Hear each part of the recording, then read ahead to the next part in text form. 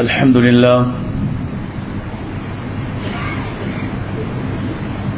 لله الذي لم يتخذ ولدا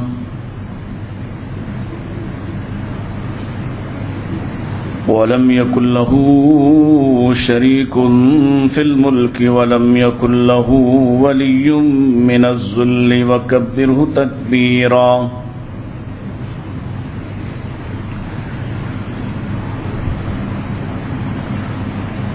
الحمد لله الذي علم بالأنعام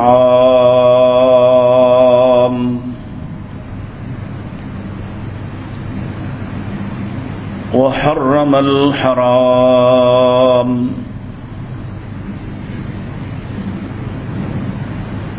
الذي خلق كل شيء وخلق الإنسان والأنعام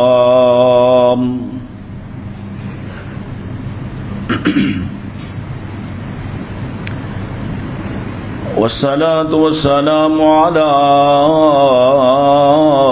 أشرف الأنبياء وسيد الأنام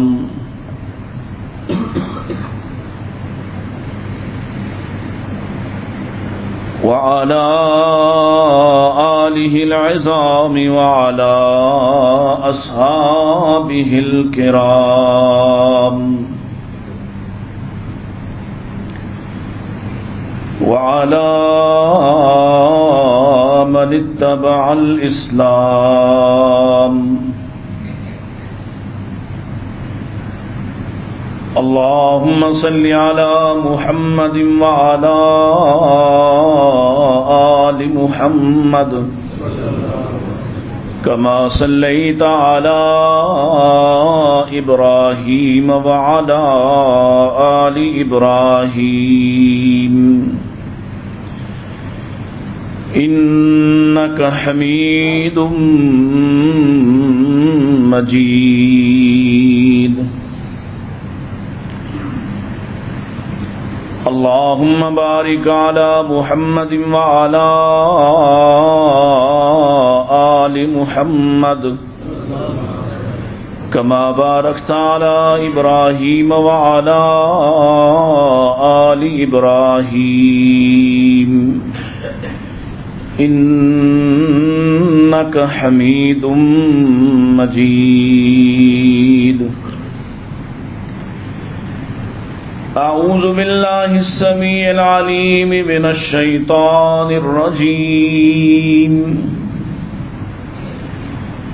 بسم الله الرحمن الرحيم.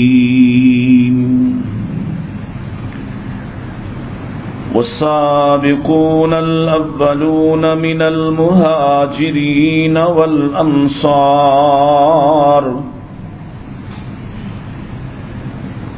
والذين اتبعوهم بإحسان رضي الله عنهم ورضوا عنه وأعد لهم جنات تجري تحتها الأنهار خالدين فيها أبدا ذلك الفوز العظيم. وقال الله تعالى لقد رضي الله عن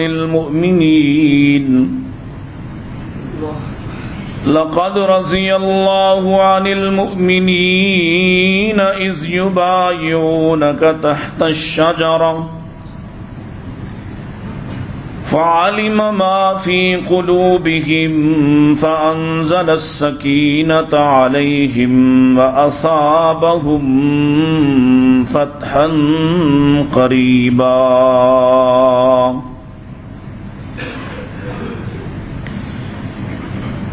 إن أحسن الحديث كتاب الله وخير الهدي هدي محمد صلى الله عليه وسلم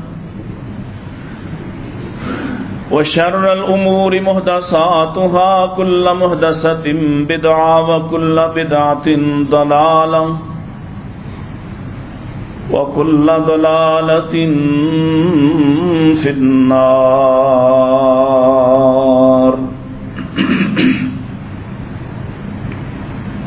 حمد و ثنا، تعریفات، تسبیحات، تحلیلات و تکبیرات اللہ سبحانہ و تعالی کے لیے، جس کے بے شمار ان گنت لا تعداد احسانات ہیں، جو سراپا احسان ہے، حقیقی محسن ہے، جس نے بے پناہ عنایات سے ہمیں نوازا ہے، اور وہی اکیلا ہے جو ہر چیز پر قدرت رکھنے والا ہے. یہ زمین و آسمان کا نظام اسی کے حکم پر چلتا ہے اور اسی کے حکم کا محتاج ہے. آسمان کی بارشیں بھی اسی کے حکم سے نازل ہوتی ہیں، زمین کے سوتے بھی اسی کے حکم سے پھوٹتے ہیں. اس سے دعا کرتے ہیں آسمان سے اترنے والی ان بارشوں کو پاکستان اور پاکستان کے رہنے والوں کے لیے رحمت کا سبب بنا دے.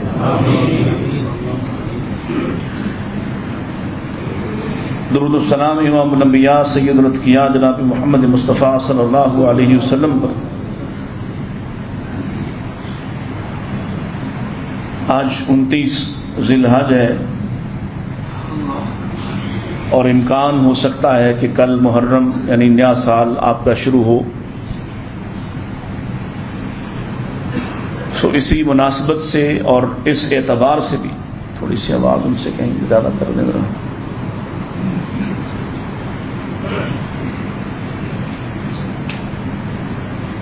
کہ ذی الحج کے مہینے میں دو عظیم شخصیات کے ساتھ حادثہ پیش آتا ہے. دونوں کو شہید کیا جاتا ہے.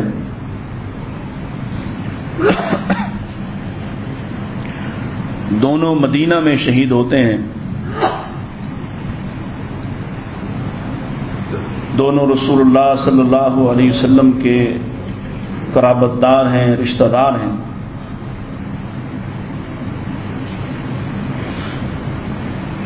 دو خلفاء، دو افراد کہ جن دونوں کی آمد سے اور جن دونوں کے کردار سے اسلام نے بہت ترقی کی ہے، کامیابیاں حاصل کی. دونوں رسول اللہ صلی اللہ علیہ وسلم کے محبوب ہیں.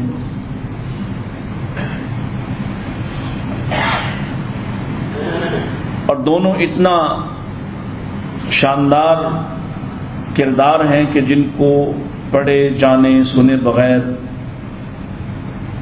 ہمارا ایمان ہی مکمل نہیں ہوتا. اور دونوں اس اعتبار سے مظلوم ہیں کہ جیسے ہی ان کی شہادت کے ایام پلٹتے ہیں، لوٹتے ہیں،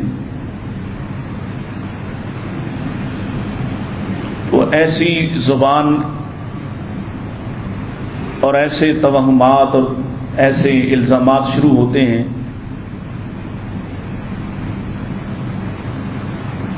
کہ عام آدمی بھی سوچنے پر مجبور ہوتا ہے کہ شاید واقعی یہ ساری چیزیں ان شخصیات کے اندر موجود تھیں. اس لیے یہ ان کا حق بھی ہے کہ ان کا دفاع کیا جائے. یہ اللہ کی طرف سے جاری کردہ سنت بھی ہے کہ ایسے لوگوں کا تذکرہ کیا جائے.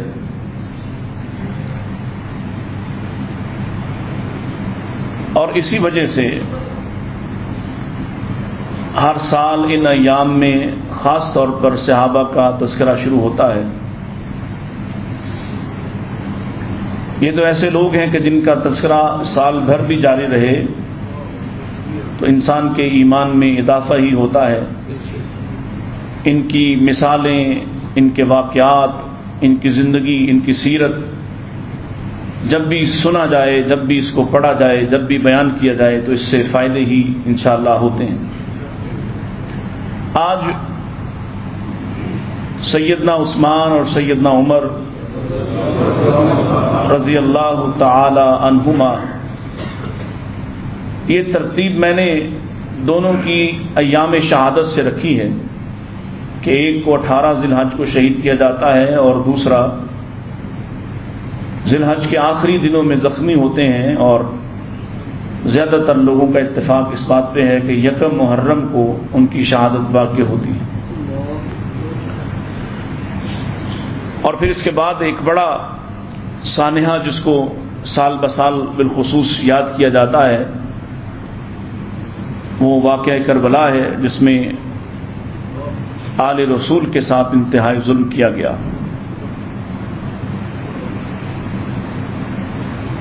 14 صدیاں بیت گئیں اور اس واقعے کی بنیاد پر سابقہ فوت شدہ نبی پاک کے رشتہ داروں کو برا بھلا کہا جاتا ہے، جو اس واقعے کے وقوع ہونے سے بھی کئی سال پہلے، کئی دہائیاں پہلے وفات پا چکی ہیں۔ سو آئیے سیدنا عثمان اور سیدنا عمر فاروق رضی اللہ تعالی عنہما کی سیرت سے چند ایک ایسی مماثلتیں، ایسی نسبتیں جو ان دونوں کو ایک دوسرے کے ساتھ تھیں۔ جیسے میں نے ذکر کیا کہ دونوں اللہ کے نبی صلی اللہ علیہ وسلم کے قرابت دار ہیں، دونوں رشتہ دار ہیں، دونوں کے ہاں بیٹیاں ہیں، اور دونوں کا نام ام کلثوم ہے۔ یہ بڑی شاندار مماثلت ہے۔ اللہ کے رسول صلی اللہ علیہ وسلم کی دوسری صاحبزادی سیدہ رقیہ رضی اللہ تعالی عنہا، جب ان کی وفات ہو جاتی ہے تو اللہ کے نبی علیہ الصلوۃ والسلام نے سیدنا عثمان رضی اللہ تعالی عنہ کی دلداری کے لیے اور ان کی دلجوئی کے لیے اور پریشانی کے خاتمے کے لیے، اور پریشانی کیا تھی کہ میرا ناتا اور میرا تعلق خاندان رسالت مآب سے کٹ گیا ہے، اس تعلق کو دوبارہ جوڑا اور اپنی تیسرے نمبر والی بیٹی سیدہ ام کلثوم کا ہاتھ ان کے ہاتھ میں دیا۔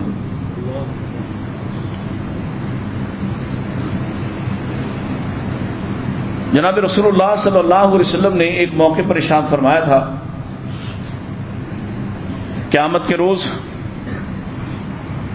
سارے رشتے، سارے ناطے ٹوٹ گریں گے، سب تعلقات ختم ہو جائیں گے،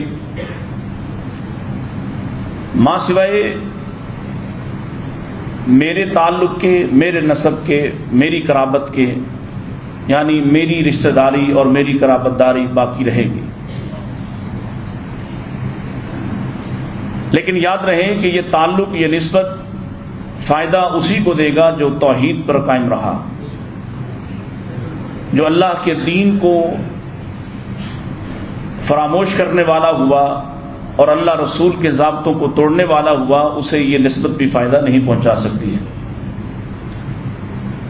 تو یہ حدیث اور یہ فرمان سیدنا عمر رضی اللہ تعالیٰ عنہ کے پیش نظر تھا، لہذا جب سیدنا علی اور سیدہ فاطمہ رضی اللہ عنہما کی بیٹی ام کلثوم بڑی ہوئیں، اور یہ عہد فاروقی ہے، سیدنا عمر فاروق کا زمانہ ہے، اور سیدہ فاطمہ رضی اللہ تعالیٰ عنہا نے اپنی فوت شدہ بہن جو سیدنا عثمان کی بیوی تھی، دوسری بیوی، ان کے نام پر نام، اپنی بیٹیوں کا نام بھی انہی کے نام پہ رکھا ہے۔ ایک کا نام ام کلثوم ہے۔ اس ام کلثوم کا ہاتھ حضرت عمر فاروق رضی اللہ تعالی عنہ طلب کرتے ہیں، اور سیدنا علی رضی اللہ تعالی عنہ یہ رشتہ کرتے ہیں، اور اسی بنیاد پر رشتہ مانگا۔ یہ کہا یہ کہ میں چاہتا ہوں کہ میرا تعلق اور میری نسبت آل رسول سے جڑی رہے۔ اس اعتبار سے ایک آپ کا براہ راست داماد ہے اور ایک آپ کی نواسی کے ذریعے سے آپ کا داماد ہے، اور ساتھ ہی ساتھ عثمان رضی اللہ تعالیٰ عنہ کو دوہری قرابت ہے کہ آپ دو بیٹیوں کے شوہر ہیں، تو حضرت عمر کو دوسری نسبت نبی پاک علیہ السلام کی بیوی حفصہ کے والد ہونے کے ساتھ بھی حاصل ہے۔ اور یہ بات ظاہر ہے کہ اللہ کے رسول علیہ السلام کے نکاح میں آنے والی آپ کی کوئی بیوی بھی آپ کی وفات مبارکہ کے بعد بھی کسی اور سے نہ نکاح کر سکتی ہے، نہ تعلق بنا سکتی ہے، لہذا وہ اس دنیا میں بھی آپ کی بیوی ہے اور آخرت میں بھی آپ کی بیوی ہے۔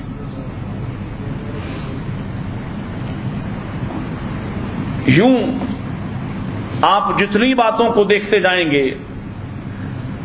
ان دونوں کے ہاں اتنی مماثلت ملے گی، ان دونوں کے ہاں اس قدر قربت ملے گی۔ مثلا دونوں رسول اللہ صلی اللہ علیہ وسلم کے مشیر ہیں، دونوں رسول اللہ کے سفیر بھی ہیں صلی اللہ علیہ وسلم۔ اور یہ جو میں نے آیت مبارکہ آپ کے سامنے پڑھی ہے، لقد رضی اللہ عن المؤمنین اذ یبایعونک تحت الشجرہ، اس وقت کو جب یاد کیا جا رہا ہے جس وقت میں اللہ تعالیٰ نے ایمان والوں پر اپنی رضا کو نازل فرمایا ہے، اور وہ جو واقعہ اس کا سبب اور ذریعہ بنا ہے جسے بیعت شجرہ بیعت حدیبیہ کہا جاتا ہے، اس واقعے کی بنیاد کیا ہے؟ بہت سے بدبخت ہیں جو آج بھی منافقوں کی طرح کے الزامات حضرت عثمان رضی اللہ تعالیٰ عنہ پہ لگاتے ہیں اور ذرہ برابر بھی سوچتے نہیں ہیں کہ ہمارے اس الزام کا اصل میں حقیقت اس کی کیا ہے۔ جنہوں نے یہ کہا کہ عثمان اس بیعت میں بھی شامل نہ تھے، انہیں اس بات کا اندازہ ہی نہیں ہوتا کہ یہ بیعت ہی عثمان کے خون کا انتقام اور بدلہ لینے کے لیے لی جا رہی ہے، اسی وجہ سے یہ بیعت لی جا رہی ہے۔ اور میں ابھی تھوڑی دیر بعد بتاتا ہوں کہ اللہ کے نبی علیہ الصلوۃ والسلام نے یہ بیعت لیتے ہوئے کیا کیا آخر میں۔ تو جس شخص کے لیے بیعت لی جا رہی ہے وہ عثمان ہے رضی اللہ تعالی۔ لیکن دلچسپ امر یہ ہے، جب مکہ والوں نے آپ علیہ الصلوۃ والسلام کو روک لیا اور ہتھیار نکال کر شہر سے باہر نکل کر صف آرا ہو گئے، راستہ روکا، آپ کو محصور کر دیا کہ آپ شہر میں داخل نہیں ہو سکتے ورنہ ہماری لڑائی ہوگی، پورے عرب کو اس پر آمادہ کرنے کی کوشش کی، سفارت کاری شروع ہوئی۔ ادھر سے اب جب 3-4 مختلف سفراء آ چکے، سفیر آ چکے، تو اللہ کے رسول صلی اللہ علیہ وسلم نے اپنی طرف سے بھی سفیر بھیجنے کا ارادہ کیا۔ شاید آپ جانتے ہوں کہ آپ علیہ السلام نے جسے بطور سفیر نامزد کیا وہ شخص سیدنا عمر فاروق رضی اللہ تعالیٰ عنہ تھے۔ آپ نے کہا عمر تم جاؤ، حالات کا صحیح موازنہ کرو اور گفت و شنید شروع کرو اور انہیں یقین دلاؤ کہ ہم صرف عمرہ کرنے آئے ہیں، ہمارے گلے میں ایک تلوار ہے، ہم کوئی اور جنگی ہتھیار لے کر نہیں آئے اور نہ لڑنے آئے ہیں، احرام کی حالت میں۔ تو سیدنا عمر فاروق رضی اللہ تعالی نے اپنا عذر پیش کیا کہ میرا خاندان چھوٹا ہے اور اس خاندان میں جو باقی بچے ہوئے افراد وہاں ہیں وہ کمزور ہیں، اس سے پہلے ایک سفیر کو قتل کیا جا چکا ہے، اب اور پھر میرے اندر جو سختی کفار کے لیے ہے، اس سختی سے وہ سب بھی واقف ہیں۔ میں نے اسلام قبول کیا تو اعلانیہ اس قدر زور آور انداز سے کیا کہ پورے مکہ میں گھومتا رہا کہ کوئی ہے جو میرا مقابلہ کرے، میں مسلمان ہو گیا ہوں۔ میں نے ہجرت کی تو اس انداز سے کی کہ میں رات کو چھپ کر نہیں نکلا، میں دن کے وقت نکلا اور للکار کے نکلا کہ کوئی ہے جو اپنے آپ کو، اپنی بیوی کو بیوہ کروانا چاہتا ہو، میں آج ہجرت کرنے لگا ہوں، لہذا میرا سابقہ معاملہ ماضی اس طرح کا ہے کہ جس پر شاید وہ مجھ سے بات نہ کریں بلکہ میرے خلاف کوئی کارروائی، کوئی سازش کریں۔ ہمارا مقصد چونکہ بات کرنا ہے، انہیں آمادہ کرنا ہے کہ ہم اللہ کے گھر کا طواف کر لیں، اس لیے میرا مشورہ ہے کہ آپ عثمان کو بھیجیے رضی اللہ تعالیٰ، کہ جن کا خاندان وہاں پر ہے، جن کا خاندان اقتدار میں ہے، حکمران ہے، اور اگر کوئی ان پر ظلم بھی کرنا چاہے گا تو خاندان کے دوسرے افراد ان کے تحفظ کے لیے آگے آئیں گے۔ پیارے نبی علیہ السلام کو یہ مشورہ پسند آیا اور آپ نے بطور سفیر سیدنا عثمان رضی اللہ تعالیٰ عنہ کو بھیجا، جس کے بعد یہ خبر پھیلی کہ حضرت عثمان کو شہید کر دیا گیا ہے، تو آپ نے یہ بیعت لی، اور اس بیعت کا واحد ایجنڈا یہ تھا کہ جب تک عثمان کے خون کا بدلہ نہیں لیا جاتا ہم واپس نہیں جائیں گے۔ دونوں اللہ کے نبی علیہ السلام کے سفیر ہیں۔ اسی طرح دونوں پر نبی علیہ السلام کو اعتماد کس قدر زیادہ ہے، آپ دیکھ لیجئے کہ جب سیدہ عائشہ رضی اللہ تعالی عنہا پر تہمت لگائی گئی، آپ سب جانتے ہیں اللہ کے نبی علیہ السلام نے خاندان سے باہر ایک مشورہ اپنے خاندان کے ایک فرد سیدنا علی سے کیا، اور اپنے خاندان سے باہر سے مراد جو براہ راست خاندان کا حصہ نہیں، رشتہ دار تو ہیں سیدنا عمر، ان سے واحد مشورہ ان سے کیا، اور سیدہ عائشہ کے بارے میں پوچھا کہ تمہارا کیا خیال ہے اس واقعے کے بارے میں، تم کیا سوچتے ہو؟ تو حضرت عمر فاروق رضی اللہ تعالیٰ نے ایسا شاندار حل بیان کیا کہ جس سے نبی پاک علیہ السلام کا سینہ ٹھنڈا ہو گیا۔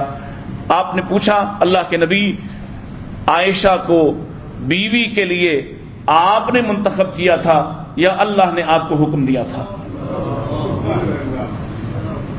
اور اس ایک بات سے رسول اللہ صلی اللہ علیہ وسلم کو راحت ہوئی،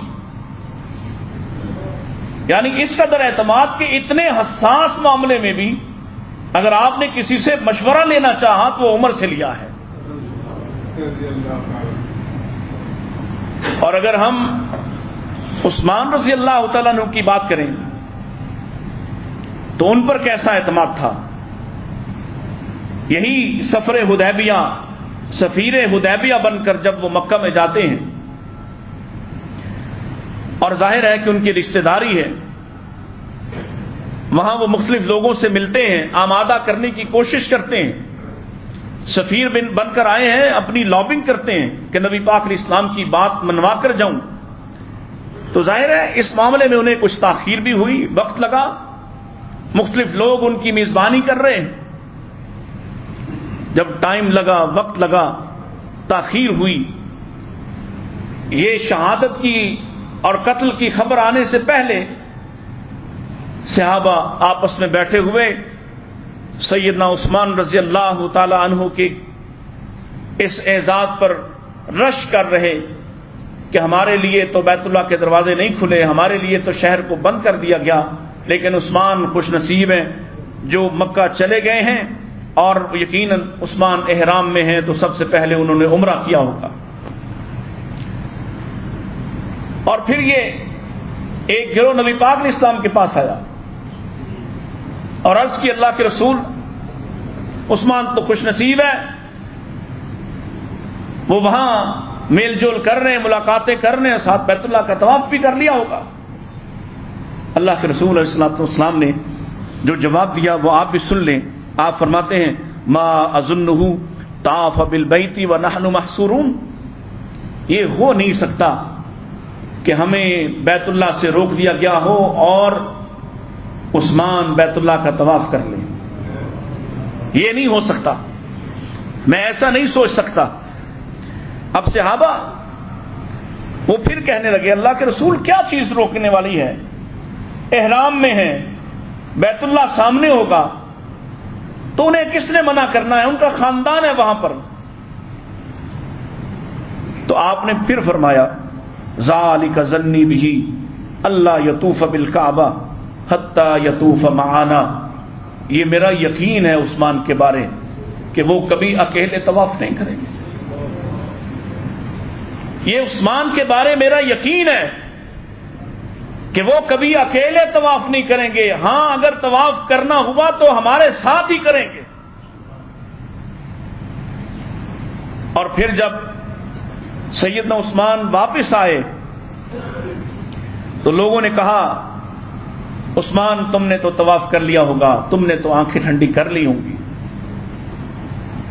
تم نے تو جی بھر کر اللہ کے گھر کو دیکھ لیا ہوگا. تو حضرت عثمان کیا فرماتے ہیں, فوالذی نفسی بیدہ, اس ذات کی قسم جس کے ہاتھ میں میری جان ہے, تم نے میرے بارے کتنا برا گمان کیا ہے, میرے بارے تم نے کتنا برا گمان کیا کہ میں نبی پاک کے بغیر جاؤں اور بیت اللہ کو دیکھاؤں اور بیت اللہ کا طواف کر لوں. حالانکہ مجھے انہوں نے آفر کی, مجھے پیشکش کی کہ تم طواف کر لو, تم تب اس کا عمرہ کر لو, میں نے نہیں کیا. اور ساتھ فرمایا سنو یہ تو 2-4 دن کی بات ہے, اگر وہ مجھے 1 سال بھی احرام کی حالت میں مکہ میں روکے رکھتے, 1 سال میں مکہ میں احرام کی حالت میں تو رہ لیتا, لیکن نبی پاک کے بغیر کبھی طواف نہ کرتا. یہ ہے اعتماد. آج طرح طرح کے لوگ ان ہستیوں کے بارے میں بکواسات کرتے ہیں, اور ایسے ہی لوگوں کو ہماری حکومت فیسیلیٹیٹ کرتی ہے. اس قدر فیسیلیٹیشن ہے کہ ابھی کل کا ایک نوٹیفیکیشن جاری ہوا, پورے پاکستان کے مولویوں کو وہاں بلایا گیا اور بلا کر حکم نامہ جاری ہوا ہے کہ جن راستوں سے ان کے جلوس نکلیں گے اور جائیں گے وہاں کوئی کنسٹرکشن بھی نہیں کر سکتا ہے, پورا ملک بند کر دو. اتنے اہتمام کی ضرورت کیا ہے؟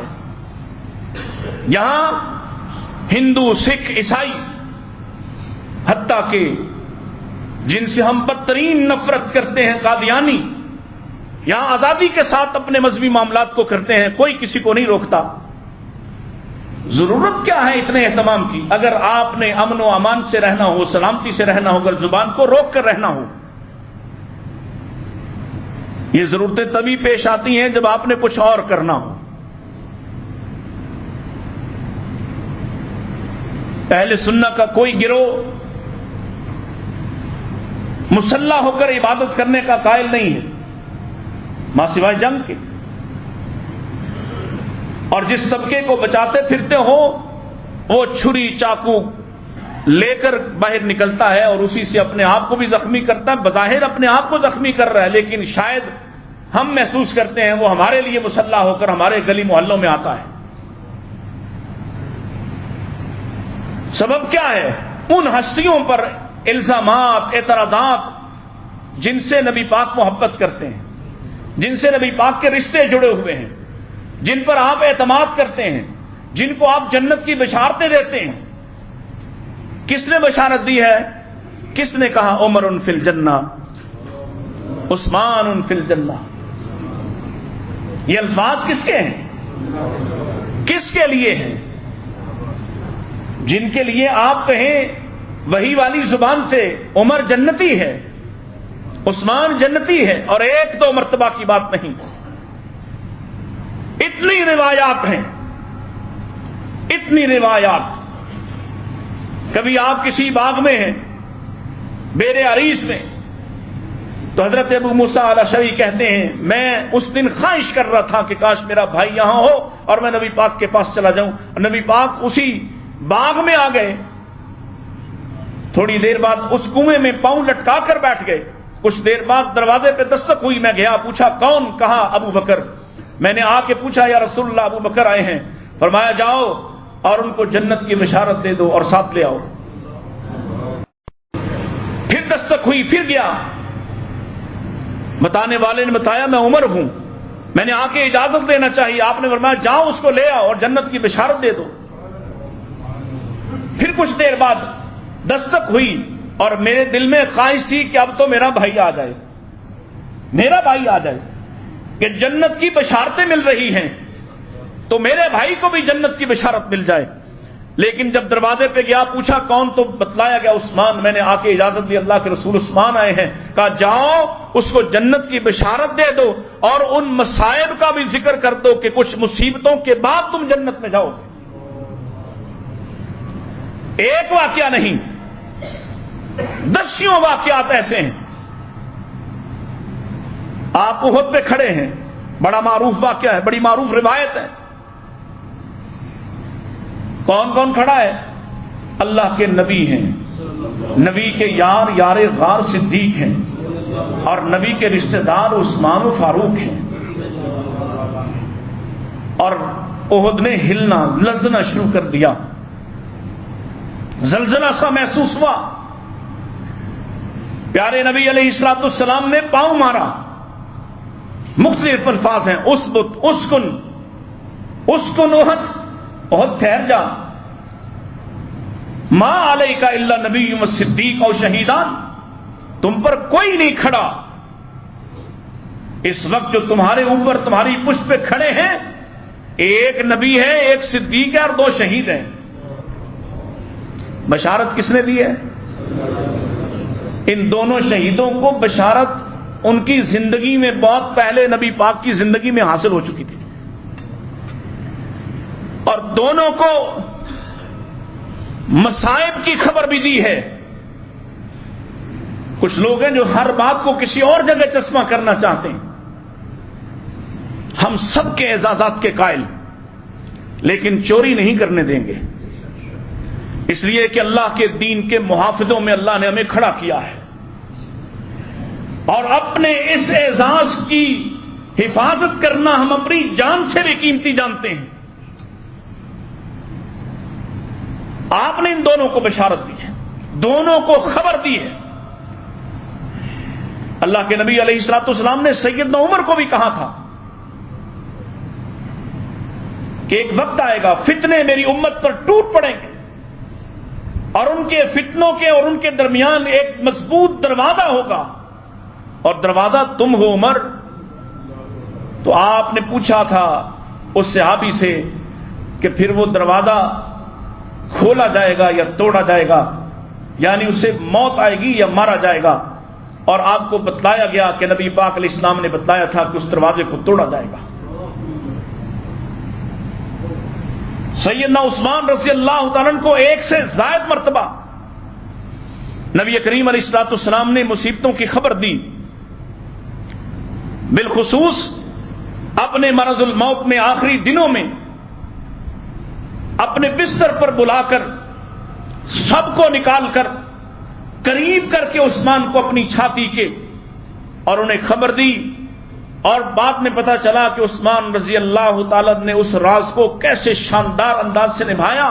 اللہ کے نبی علیہ السلام نے ان کو جو راز دیا تھا انہوں نے زندگی بھر نہ کھولا, اور وہ راز یہ تھا کہ تمہیں ایک قمیص پہنائی جائے گی, لوگ تمہاری اس قمیص اس کرتے کو چھیننے آئیں گے, عثمان جان دے دینا, وہ کرتا نہ اتارنا.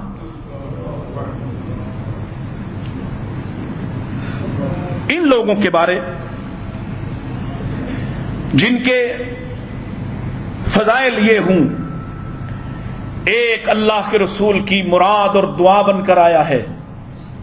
ہم نے دعا کی, اللہ اسلام کو عزت عطا فرما, اللہ اسلام کی مدد کر, ان 2 میں سے ایک عطا کر. اور ان روایات کا متن پڑھیے. پہلے نمبر پر آپ نے عمرو بن ہشام کو مانگا, دوسرے نمبر پر عمر بن الخطاب کو مانگا.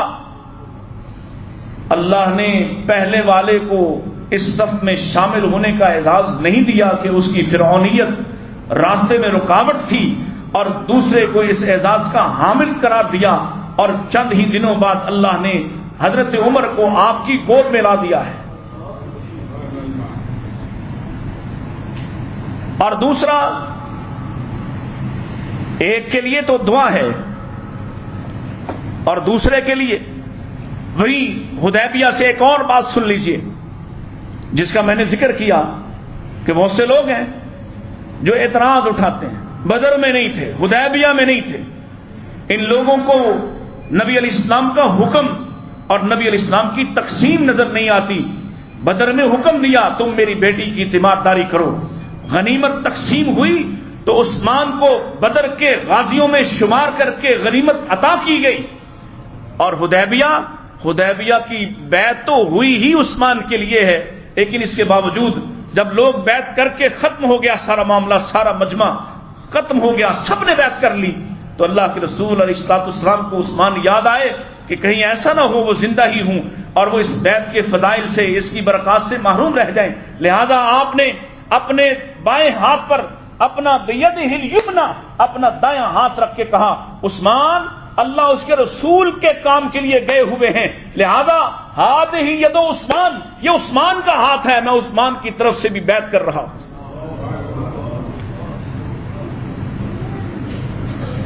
ایک ایک روایت پر پورا دین کھڑے کرنے والوں، یہ کوئی چھوٹا اعزاز ہے کہ نبی علیہ السلام اپنا ہاتھ عثمان کا ہاتھ قرار دیں. نبی علیہ السلام اپنا ہاتھ عثمان کا ہاتھ قرار دیں، اور یہ نیچے بیعت کرنے والے ہاتھ ہیں، اور آسمان سے فیصلہ ہوتا ہے کہ ان سب ہاتھوں کے اوپر اللہ کا ہاتھ ہے. ید اللہ فوق ایدیہم. کیسی بدبختی ہے، اور مجھے ان سے کوئی لینا دینا نہیں. وہ ناچیں گائیں ماریں پیٹیں ماتم کریں جو مرضی کریں، میں تو تمہارے بارے میں پریشان ہوں، تمہاری اولادوں کے بارے پریشان ہوں، جو ایک جہلم کے ایک فتنے کو سن کر سیدنا عثمان جیسی شخصیت پر شکوک و شبہات کا شکار ہو جانے، طرح طرح کے اعتراضات کرتے اور قصے سنتے، نہ کبھی خود پڑھا نہ کبھی جاننے کی کوشش کی. اور دلیل کے لیے جس شخص کو پیش کرتے ہو وہ اتنا بہادر ہے، ہمارے علماء اس کے دروازے پہ روز پہنچے ہوتے ہیں، اپنے گھر سے باہر نہیں نکلتا. صحابہ کے بارے بد زبانی کرنے والا. اور بعض لوگ ہیں وہ کہتے ہیں اس سے بڑا کوئی ریسرچر ہی نہیں ہے. سبحان اللہ. امت کے اسلاف اکابر، ان کی تحقیقات سب کچھ ایک طرف، اور ایک آدمی جس کو عربی کا بنیادی کلیہ قاعدہ بھی نہیں پتا، وہ دین کے بارے اور دینی شخصیات کے بارے فتوے صادر کرتا ہے. آئیے دونوں کے لیے اللہ کے رسول علیہ الصلوۃ والسلام نے دعائیں فرمائی ہیں، دونوں کو اعزازات عطا فرمائے ہیں.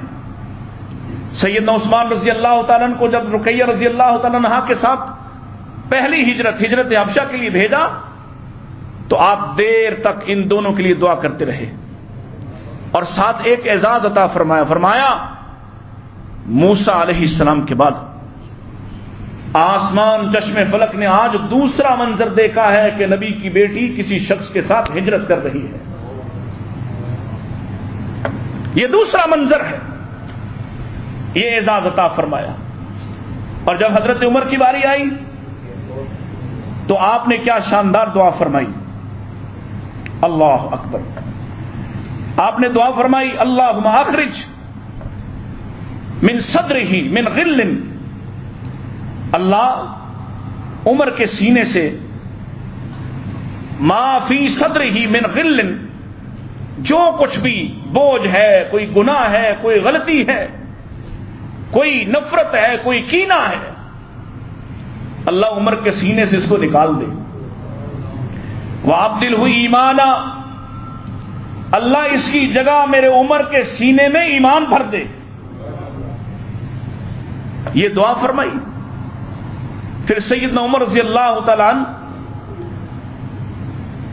جب آپ کے علاوہ عمرہ کے لیے جاتے ہیں، اور غالباً یہ 8 ہجری کے بعد کا واقعہ ہے،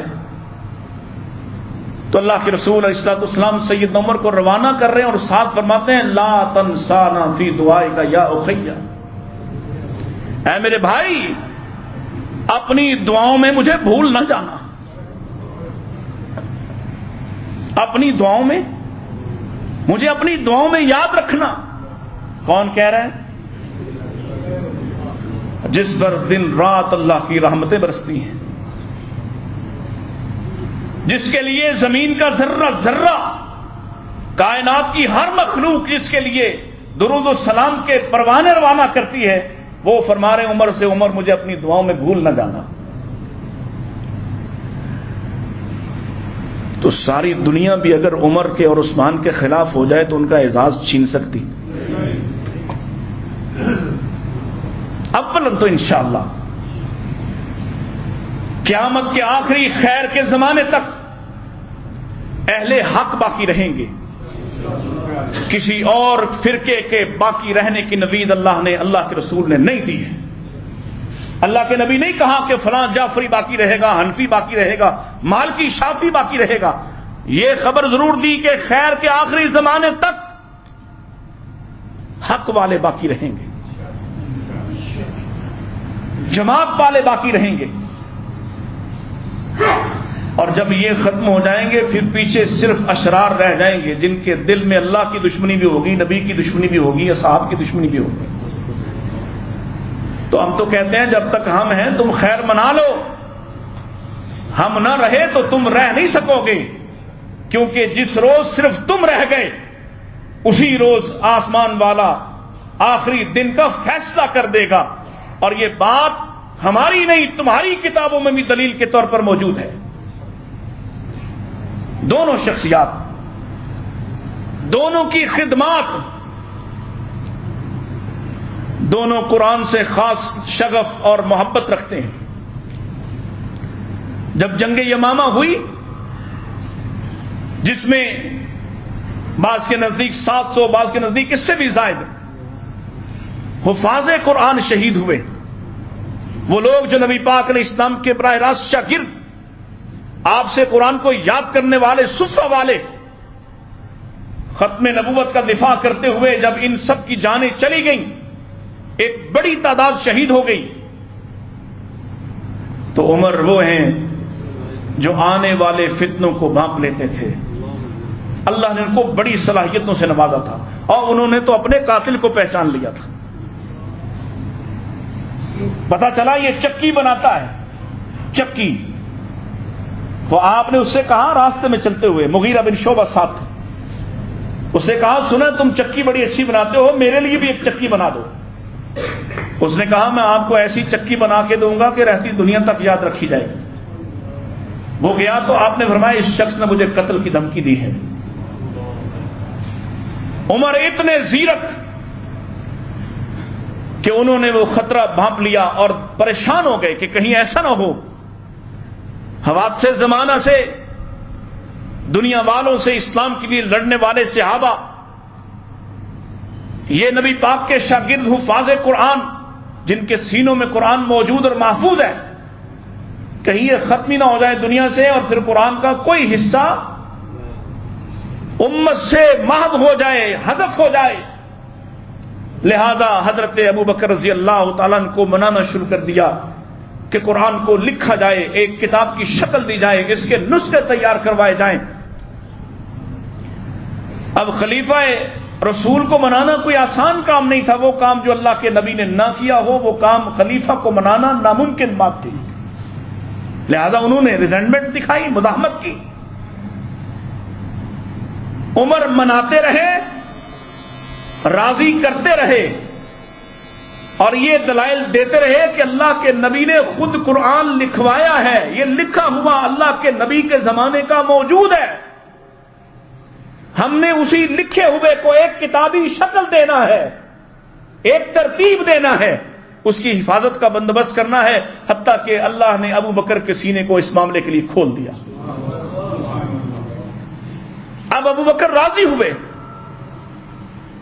تو کہا سب سے بڑا قاری کون ہے جس کے ذمہ یہ کام لگایا جائے؟ دونوں کی نگاہ زید بن ثابت پہ پڑی تو ابو بکر کہتے ہیں عمر زید کو بھی تم ہی راضی کرو گے، وہ بھی سنت کے حوالے سے میری طرح بڑا محتاط ہے۔ اب زید کو بھی انہی دلائل سے حضرت عمر نے قائل کیا، یعنی قرآن کو جمع کرنے اور اسے لکھا ہوا ایک کتاب اور نسخہ بنانے میں سیدنا عمر نے آغاز کیا، رسول اللہ کی سنت کو محفوظ کر لیا۔ جو آپ نے لوگوں کو لکھوایا تھا، پھر اس کے لیے ایک ضابطہ بنایا، ایک تفصیل طے کی، ایک اصول قائم کیا، ایک کمیٹی بنا دی، امت کے محسن ہیں۔ اور اب آؤ عثمان کی طرف۔ عثمان رضی اللہ تعالی عنہ تو کیا فرماتے ہیں، میری تو پسند ہی 3 چیزیں ہیں: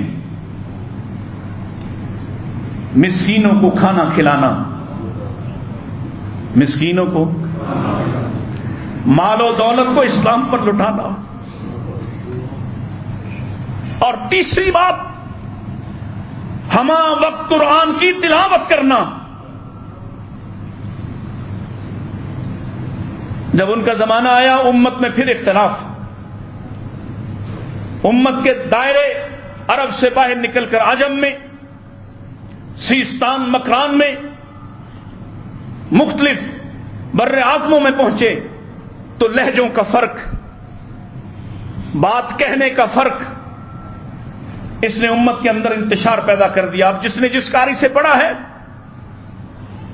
وہ اسی لہجے میں پڑھتا ہے اور دوسرے کا پڑھنا حرام سمجھتا ہے، لڑائیاں شروع ہو گئیں۔ عثمان رضی اللہ تعالی عنہ کا احسان ہے امت پر، انہوں نے پوری سلطنت سے قرآن کے سارے نسخے منگوا لیے، ان کو ختم کر دیا، اور پھر سے سیدہ حفصہ کے گھر سے وہ نسخہ جو حضرت ابوبکر عمر نے تیار کروایا تھا اسی نسخے کو واپس لایا گیا، اور یہ فیصلہ کیا کہ اللہ کے نبی قریش کے ہیں اور قریش کا لہجہ ہی آج کے بعد پوری دنیا کے اندر رائج کیا جائے گا۔ امت کو ایک قرات پر جمع کرنے والے عثمان ہے، عثمان ہے، عثمان ہے۔ سب کہو رضی اللہ تعالی۔ کتنا بڑا احسان ہے کہ آج امت کے اندر قراءات 10 10 مختلف لہجوں سے قرآن پڑھا تو جاتا ہے، لیکن لکھا ایک ہی لہجے میں جاتا ہے۔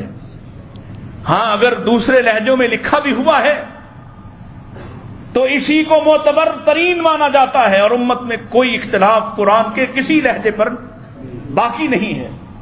عثمان وہ ہے، دونوں امت کے محسن، دونوں خدام قرآن، اور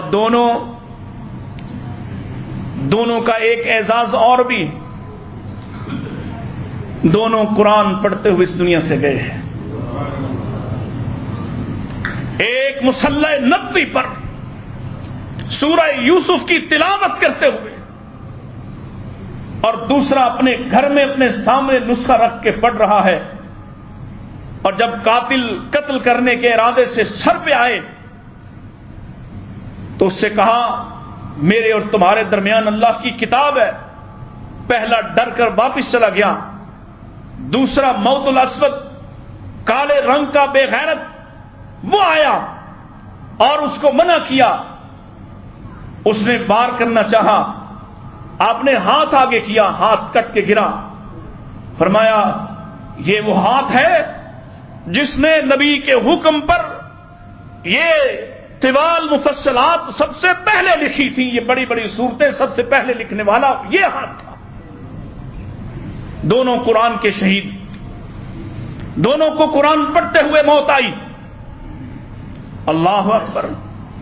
لائیے ذرا کوئی اور یقین جانو، ہم تو کیا کہتے ہیں، کسی کو بڑی بڑی اعلیٰ سرزمینیں ملی، کسی کا خون بدر میں گرا، احد میں گرا، مکہ میں گرا، مدینہ میں گرا، حنین میں گرا، طائف میں گرا۔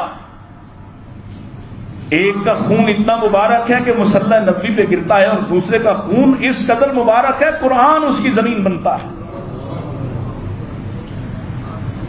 کیا شاندار اعزازات ہیں۔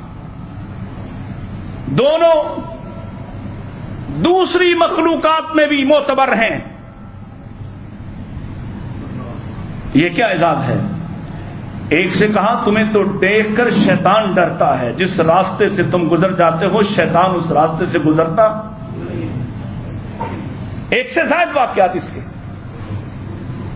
اور دوسرے کے لیے اماں جی خود فرماتی کہ آپ میرے گھر میں لیٹے ہوئے تھے، آپ کی ران مبارک سے کپڑا ہٹا ہوا تھا، دستک ہوئی، پوچھا کون؟ ابو بکر۔ آپ لیٹے رہے، ابو بکر آ گئے، آپ نہیں اٹھے، نہ کپڑا سیدھا کیا۔ پھر دستک ہوئی، کون؟ عمر، آ جاؤ۔ آ گئے، کپڑا ہٹا ہوا، آپ آرام فرما رہے۔ تیسری مرتبہ دستک ہوئی، کون؟ عثمان ابن عفان۔ نام سنتے ہی اللہ کے رسول سیدھے ہو کر بیٹھ گئے، آپ نے اپنے کپڑوں کو درست کیا۔ جب مجلس پر خاص ہوئی تو حساس طبع بیوی دیکھ رہی تھی سارا کچھ۔ میرے والد آئے، حفصہ کے والد آئے، آپ نے اہتمام نہ کیا۔ عثمان کے آنے پر آپ سیدھے ہوئے، اہتمام سے بیٹھے، ایسا کیوں؟ اور آپ نے کیا شاندار جواب دیا، فرمایا کیا میں اس شخص سے حیا نہ کروں جس سے آسمان کے فرشتے بھی حیا کرتے ہیں؟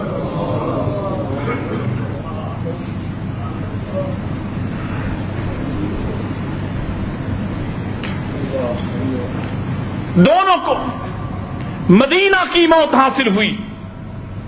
اور آپ نے مدینہ کے بارے کیا فرمایا؟ ترمذی ابن ماجہ کی روایات، فرمایا سنو، جس کے بس میں ہو کہ مدینہ میں مرے،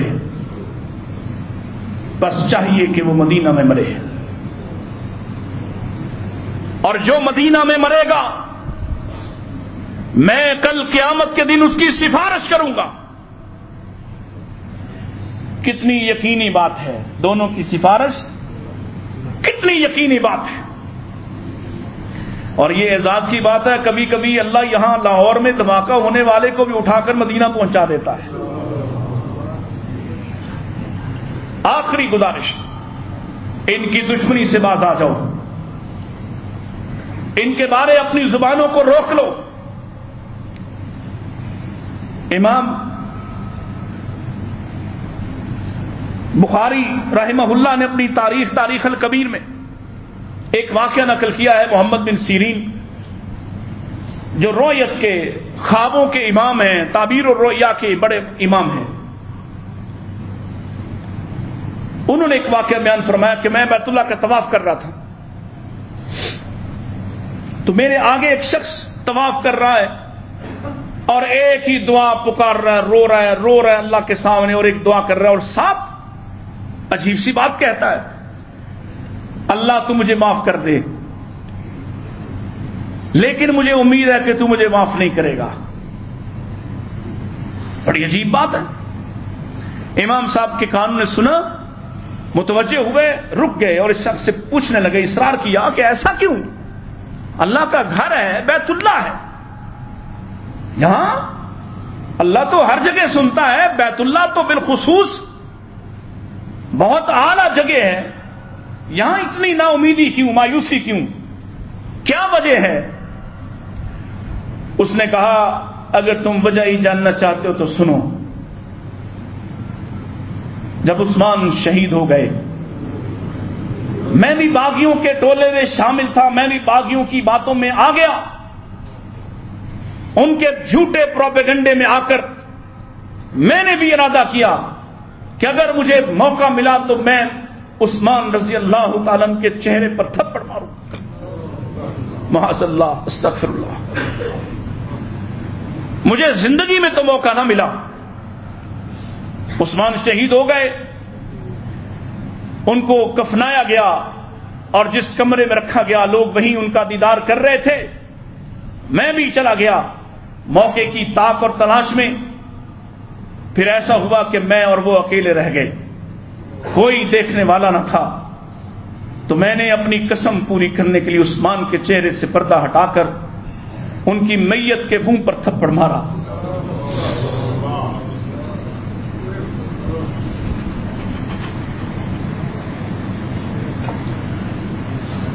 اور جیسے ہی میں نے ان کے چہرے پہ تھپڑ مارا اسی وقت میرا ہاتھ شل ہو گیا، اس لیے مجھے امید ہے کہ مجھے معاف نہیں کیا جائے گا۔ امام ابن سیرین کہتے ہیں میں نے اس کا ہاتھ دیکھا، وہ لکڑی کی طرح خشک ہو چکا تھا۔ ہم پاکستان کے اندر دندناتے ان ہنڈوں سے کہتے ہیں اللہ سے ڈر جاؤ، اللہ سے ڈر جاؤ. تم اس دنیا میں اپنے شور شرابے سے، اپنی طاقت قوت کے ناز پر، کسی ایران کی ایما پر، کسی افسر کے تحفظ پر بچ سکتے ہو، لیکن آخرت میں تمہیں کوئی کسی سے بچانے والا. کرو محبت. محبت آل بیت کی محبت کے لیے یہ کہاں لازم ہے کہ آل رسول کے دوسرے حصے پر تان کیا جائے. پاکستان کو اس وقت جو سیاسی حالات ہیں، ہم نہیں چاہتے کہ مذہبی طور پر بھی ایسے ہی حالات ہوں، لیکن اور خیر اب کس سے کہیں، کس کی حکومت ہے پاکستان میں جس کو کہیں کہ تم سنبھالو. انہی سے منت کرتے ہیں خدا کے لیے لوگوں پہ رحم کرو، لوگوں کے ایمان اور جذبات سے مت کھیلو. تم فضائل بیان کرو، تم اپنی محبت کا اظہار کرو، کون منع کرتا ہے، لیکن عثمان و فاروق کے بارے میں زبان درازی کو نہ برداشت کیا جائے گا، نہ انشاءاللہ کیا جا سکتا ہے. اللہ ان دونوں پر اپنی کروڑوں رحمتیں نازل فرمائے. ان دونوں کے شرف، ان دونوں کے اعزازات، ان کی کامیابی، ان کی جنت اللہ کے حضور انشاءاللہ ثابت شدہ حقیقت ہے، سچائی ہے. اللہ ہمیں ان دونوں کا کردار عطا فرمائے، ان دونوں کی محبت عطا فرمائے. وآخر دعوانا ان الحمد للہ رب العالمین.